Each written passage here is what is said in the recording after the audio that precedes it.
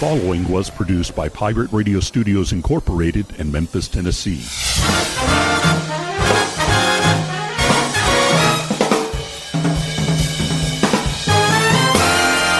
Hello, my name is Rick Cheddar, and this is From Radioland. Greetings, salutations, hello, hey, how's it going? Welcome to another episode from Radioland. It's been a crazy past couple of weeks. I've spent a lot of time over at our local ABC affiliate here in town, WATN. I did like half a week over there. I did a Wednesday, Thursday, and Friday thing over there, and it was fun. It was a great time. Amy Spiropoulos and them over at Local 24, Local Memphis is what it is. Local Memphis Live was the show that I was on, and we got to talk Radio Memphis, and we got to talk about some other cool stuff, and then here we are, back in the studio doing our thing. If you hear what's going on outside, it's because I have the back door of the studio open. It's actually rather pleasant on this evening that I'm recording this, and I thought, why not? And I got a couple of cats that are out there, like actual cats, four-legged, hairy creatures that are kind of like assholes, and they're out there, so they're digging it, and they're having them a fine time. One of them has developed probably an unhealthy addiction to tuna.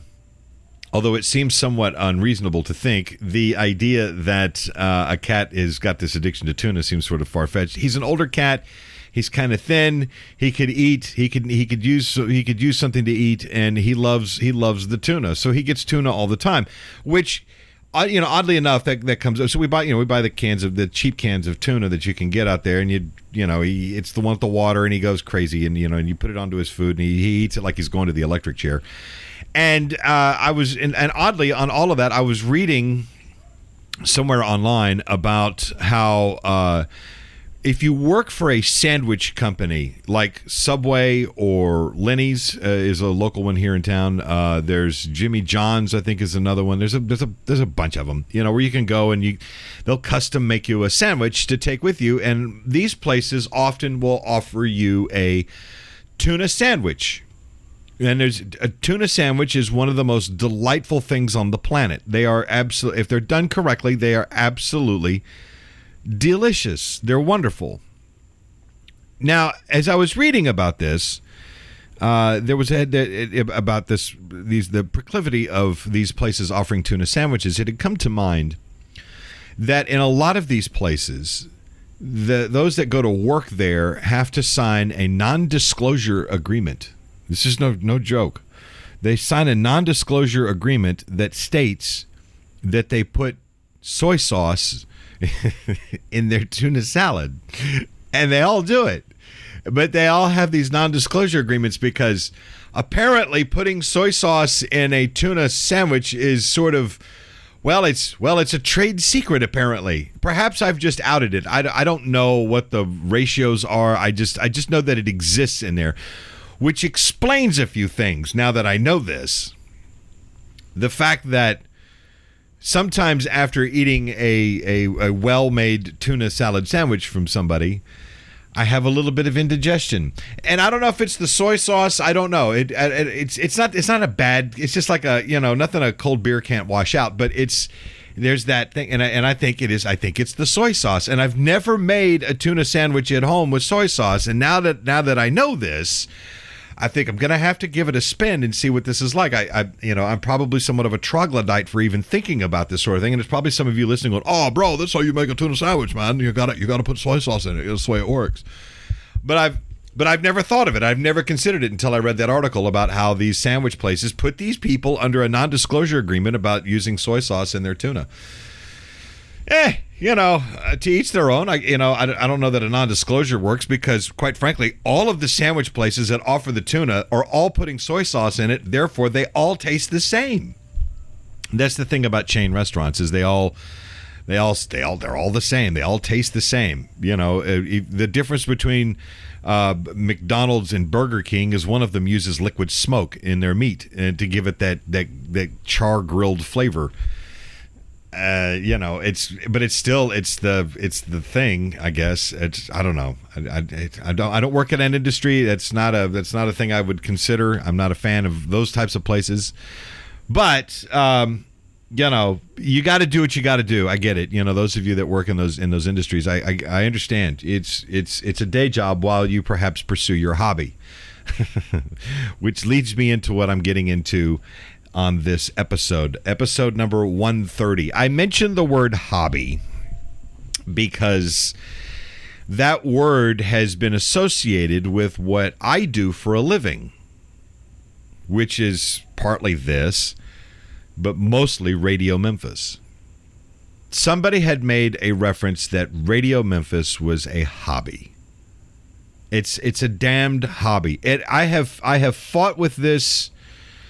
I have fought with this for I guess 5 years, and at first it was cute.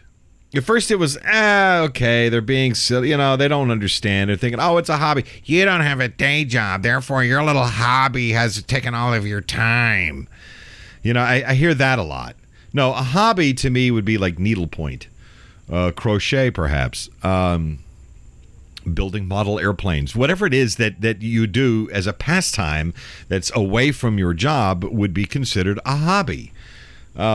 Fishing could be a hobby, for example. It's also a career for some people in this world, but for most people in the developed nations, it's a bit of a hobby, and there's nothing wrong with that. Hobbies are good. Everybody should have a hobby. I used to have a hobby. And I don't have time for one right now. I hope to get back into it, but at some point, you have to prioritize. You have to set your shit aside and go after the things that you're passionate about, the things that you really enjoy doing. And in this particular case, it's what I do here. And over the past several weeks, we've talked about getting the rookies in and out of this business as quickly as possible, whether it's podcasting, whether it's internet radio, whether it's broadcasting in general. There are those who treat it as a hobby, and it shows. And then there are those of us, the rest of us, professionals, that don't treat it like a hobby because it is the way we choose to live our lives. And it is to provide content, it is to provide entertainment, it is to provide something that we can bank our advertising against and sell it. It's just common, basic business. There's nothing wrong with that. And I suppose there are several other hobbies out there you could take and do the same thing with. Needlepoint, if you're very prolific, if you do it a lot. If you do a lot of needlepoint and you have a lot of it laying around, you could sell it. Yes, you could, and you could probably make a couple of bucks. Is it a career? I don't know. Probably it depends. I don't know that much about the needlepoint business. But for what we do at Radio Memphis and the actual effort of broadcasting, that's not a hobby. It's not a damned hobby, and I wish people would stop with this, because a hobby, yes, you can invest some money into it. If you have some money to play, like if there's people that make hot rods, for example, or they like to tinker with cars, and they're good at what they do, and they ultimately end up investing a lot of money and a lot of time into these things, and therefore that hobby becomes a thing to them, and that's great. That's fantastic. Musicians, they have been known to be, they tend to spend a lot of money on equipment and time and effort, and they still maintain a day job, and a lot of them hope to progress beyond being that weekend warrior, that weekend rock star, and make a real career for themselves in the entertainment business. It's tough, and some people will refer to them as hobbyists. I will never do that. I will never refer to a musician as a hobbyist. If they're out playing shows, if they're out booking gigs, if they're out, going out on the road a little bit from time to time, balancing a day job, trying to make it work for themselves, really enjoying what they're doing and putting the effort and the time and the money into it, that is not a damned hobby. And that it's the same to be said about Radio Memphis, because I'll tell you, I work 7 days a week, upwards of 80 hours a week on this damn thing. I've spent an untold amount of money into this, and continue to do so. And when somebody refers to it as a hobby, I might take that a little personal. I might get a little pissed off about it, because it is not. Is it a passion of mine? Yes, it is. Do I hope to make a living with it? You're damn right I do.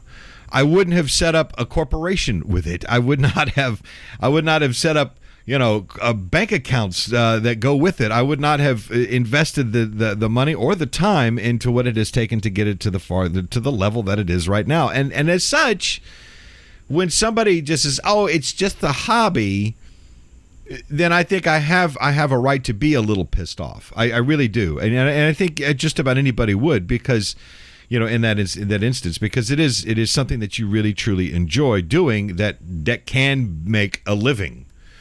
Right now, we're in the throes of a big change in the broadcast industry. We've been talking about that. I was talking to a friend of mine on the phone before I came in and sat down here about he works in the television industry as well. Not where I was a couple of weeks ago. This guy and I go way back, and he was telling me that he's unsure about what direction the television industry is going. He's got 3 kids. The youngest is 10. The oldest is headed off to college in the fall, and he's like, look, my kids, they don't even watch television. They fall smack dab in that below it, but 18 to 34 demo. They're slightly below that, but still they're the up and comers. They're the generation that's behind the current 18 to 34s. And I talk about ages, 18 years of age to 34 years of age. These are the coveted demographics for advertisers. And the problem is these advertisers don't know how to locate them. They don't know where they are because they're not watching television. They're not listening to radio. Everything is being consumed on a mobile device of some sort. They're streaming it. They're capturing everything. And those of us that have been in the broadcast business, in the radio business specifically, have learned rather quickly that those audiences have evaporated. They really have. The 18 to 34 have evaporated. They've just disappeared into the ether. The 25 to 54 years of age, that's another demo that's also coveted by advertisers. They are evaporating. They are going away. They're listening to their kids, and they're learning that, hey, there's not such a bad idea that I can listen to stuff on my devices. And as such, the world has opened up. It's opened up dramatically. And now there's so much out there that the advertisers don't know how to wrap their heads around it. So they have to look at it, I guess, on these are just theories, but perhaps a narrow casting way to look at it. Maybe geo-targeted listening or geo-targeted audiences, and things like that. There's a plethora of ways, and there's probably ways that haven't even been developed as of yet on figuring out how to wrap their heads around what makes this thing tick. Because if you look at YouTube, there are so many of those channels that monetize their channels, and they put an ad in front of it. They know who's watching. They understand that they can target an advertisement to that demographic just by basis of content. And we talked about this last time. The internet famous. Not last time, time before last. The internet famous, they tend to be a little more of I don't know, perhaps out of touch with their audience. That's part of the problem. If you're not paying attention to who's listening to you, if you're not paying attention to who's paying attention to you, then you're out of touch. You're out of the loop. You don't get it. You don't understand what's going on, and you don't know what their needs are. And you're just throwing stuff out there, and you're seeing what's sticking, and then that's where it happens. But the problem is they don't follow through with what's stuck. They just keep going with it. And this becomes an indicative problem of the entire internet broadcasting industry. Oh, Rick, you sure have really been harping on this for the past month or so. Well, because I have to. There's been so many problems that have occurred because the whole industry is in such a state of flux. We don't know where we're going with all of this. No, neither do the advertisers. Hell, the audience is just they're just going, hey, I'm going to click here and I'm going to click there and I'm going to take a look at this, I'm going to take a look at that, and and away you go. And they're entertained for a moment, they find something else to move on about, and then they ultimately wind up complaining about it, or they'll share it for a little bit, and then ultimately, after about 4 or 5 days, all of it is completely forgotten. That speaks volumes. If your content is easily forgotten or forgettable, then it's not really good content. I'd like to think that what we do here from Radioland is something that gives food for thought, something that people can rattle around in their head for a while and just kind of let it just soak in a bit and go, perhaps Rick's got a point, or perhaps Rick's a complete ass and doesn't know what he's talking about. Either way, those types of things that are being spoken here and said here, the YouTube channel here is a good example. There's been some that have discovered this program and have said some pretty interesting things about it, and that's all well and good. You can write me. I'll talk to you about it. Radioland at pirateradiostudios.com is the email address. But when people look at this as a hobby, and this is a third party I'm talking about. I know that people that do this all the time, they feel like I do, that it's not necessarily a hobby. It's something that they enjoy doing with the hopes that someday they can make a living doing it. And it's important to understand. And that's a good distinction to have, because if you have those hopes and dreams that things are going to be good and you're going to make a couple of bucks, then that's absolutely fantastic. That's a good thing to have, on your side in what you want to do and where you want to go. If you're like some people that are in this business and just phone it in all the time, then you're not gonna make any headway. You're not gonna be successful. Nothing will come of it. Nothing will be of real value to you or your audience. And that's another distinction that's very important. And it doesn't matter whether you're sitting behind a microphone like I am right here, running my mouth, sitting in front of a camera, doing the same thing, running a radio station, or if you're a musician, or if you're a painter.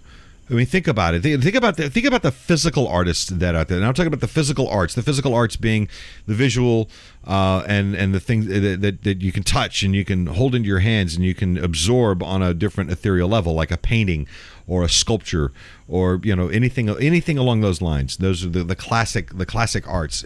Those artists, are they hobbyists? Would you consider them a hobbyist? No. I don't think you would.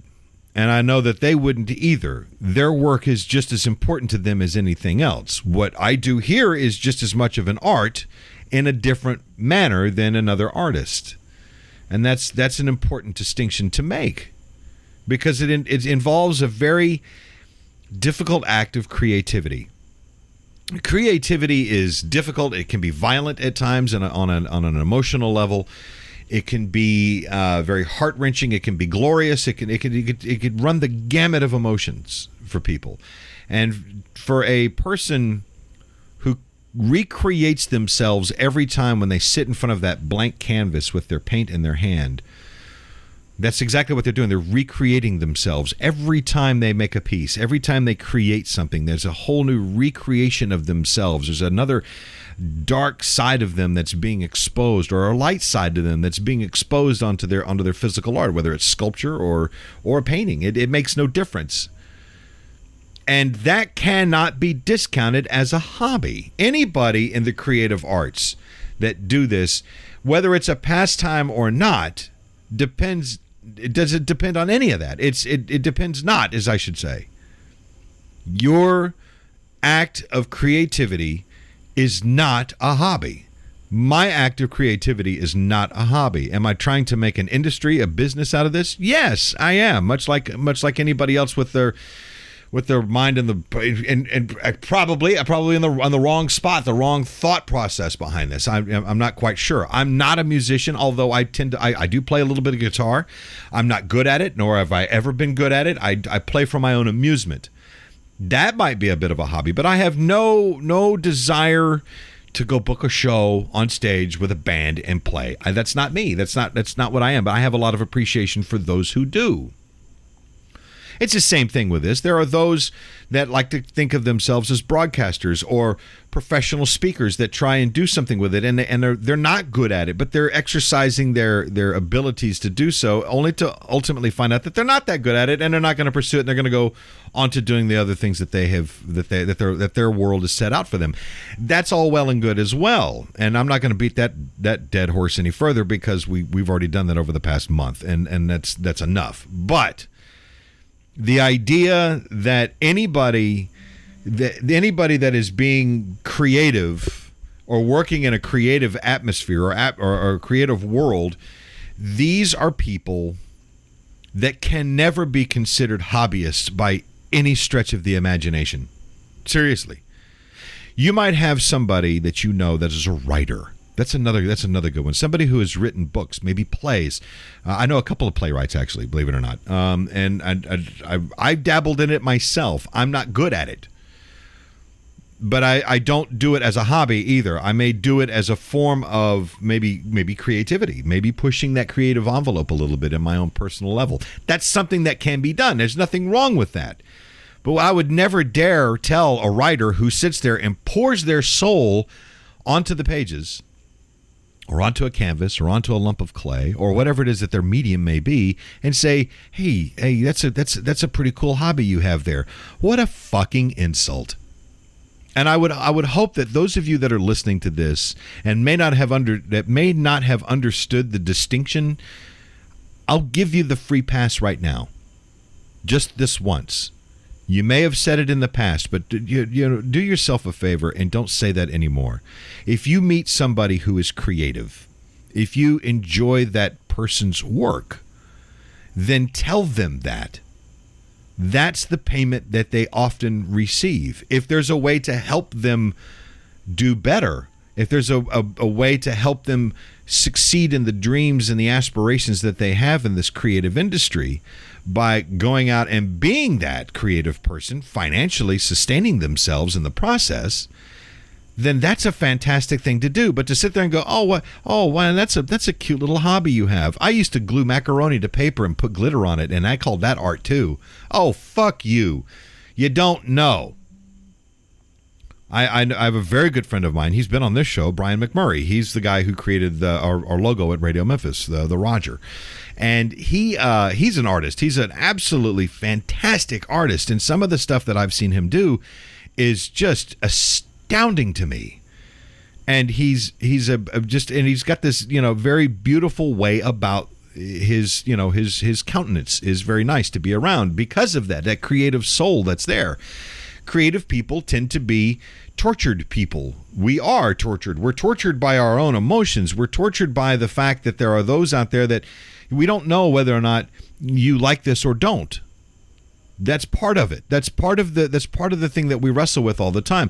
I try not personally, the way I deal with it, I don't sit down and worry too much about it, quite frankly, because I've got the business mindset. Perhaps I do need to spend more time wondering whether or not somebody cares a lot about this, but I don't want to obsess over it either. I mean, I see numbers, I see the analytics, I see the counts, I see the people that are coming in to download this show, or the people that are listening to the radio station, or that tune into the morning show, or see the things that I've written on Facebook or social media, and which is just straight up whoring out. It's promotion, and that's what people do. And I'm no different, but I don't want to obsess over the idea that maybe what I'm doing is wrong. Maybe what I'm doing, maybe I'm in the wrong line of work. I don't want to obsess over that. I don't want to obsess over, am I in the fishbowl and I'm over here being entertaining to those that are around the fishbowl, but I can't see whether or not they are entertained. Sometimes it does feel like that, and in this line of work, that's certainly the case.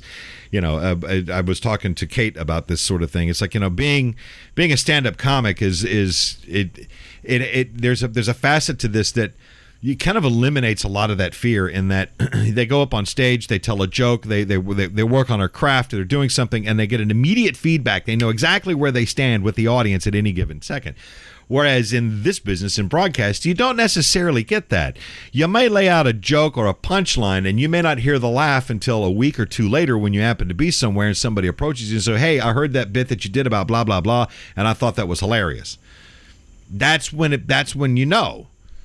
So if you become obsessive over that sort of thing, then you maybe you lose sight of it. So I don't know. It's one of those things. I should at least be in tune to it to a certain degree, but I don't want to lose sleep over it. There's that whole thing about, live by the sword, die by the sword. And it's the same thing with the creative types. And once again, and I'll mention this, that if you refer to what we do, those of us that are, and I'm talking about we as a collective, as creative people, if you're not creative and you refer to what we do in creativity as being a hobby, somebody's going to kick you in the nuts. There's a good chance of that. Most of us probably won't, but there is that good risk that could happen. So, and I recommend you don't. Not that I advocate violence from any creative person, but it's been known to happen. But if you are creative, if you're a writer, if you're an artist of some sort, if you're a sculptor, a painter, if you use your voice for speech, if you're a musician, whatever it is that you do, that you create, which is something that only this species on this planet that we know of does. Think about that. Oh, it's cute. We've seen pictures of elephants, with a paintbrush on their, with their trunk, and they're making pictures and stuff, and it's kind of cute. And there's animals that have been in the zoo that have been painting for years. It's a trick. I'm convinced of it. If you give a chimpanzee a brush, I don't know that he would paint the next Mona Lisa. There's a chance that it could happen, but I'm saying probably not. But the greatest works of art have been created by people.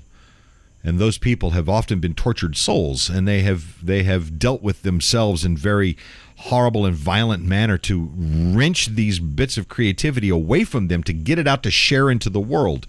And for any of their work to be referred to as a pastime or a hobby is as deeply insulting as it would be for me to refer to your line of work as, oh, how cute. Oh, look at you. You're a cashier at a grocery store. Oh, your life must suck. I would never say that to anybody. That's the job that they're in. That's what they do. We talked about, working at a sandwich shop. The people that work in there, most of them, by and large, that's a temporary job to move them on to something else until they discover what they want to do with their lives. And it's a way to make ends meet for some people.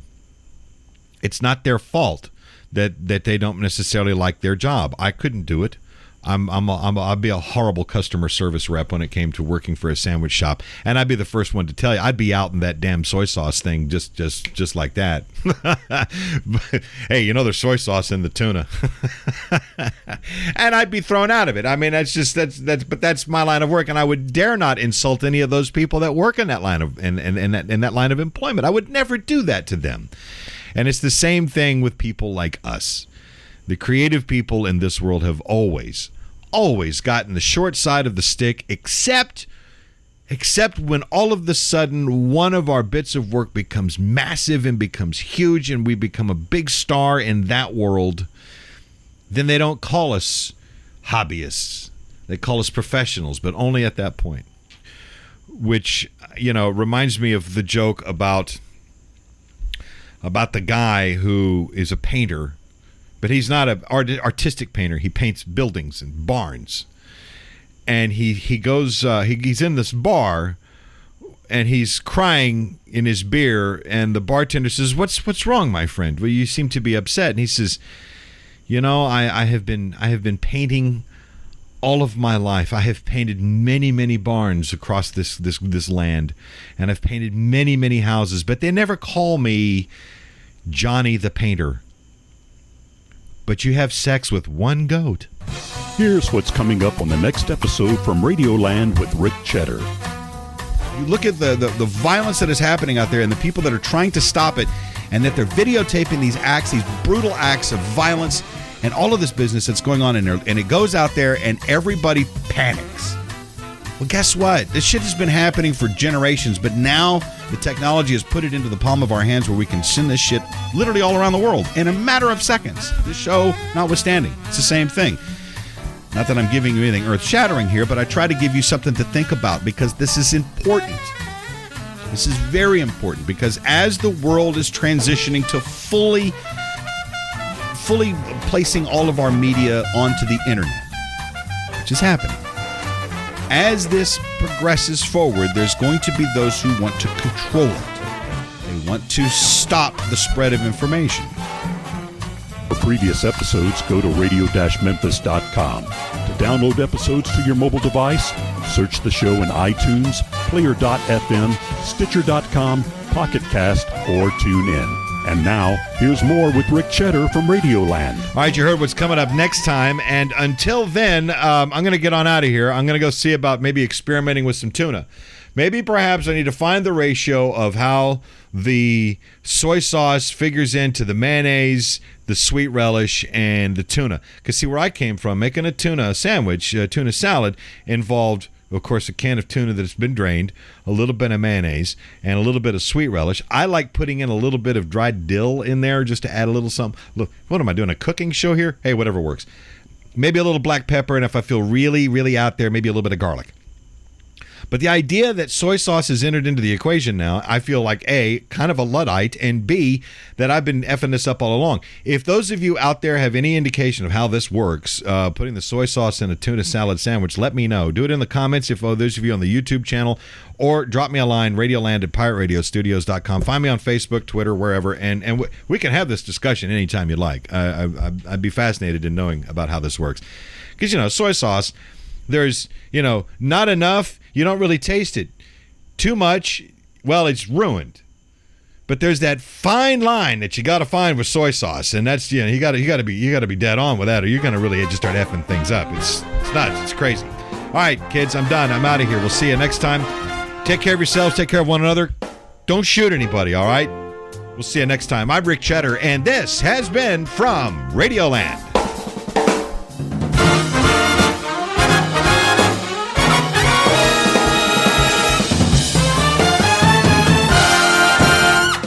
Rick Cheddar from Radioland is produced by Pirate Radio Studios Incorporated, Memphis, Tennessee. All music performed during this episode was used by permission. No part of this program can be rebroadcast or used in any other way except by written consent.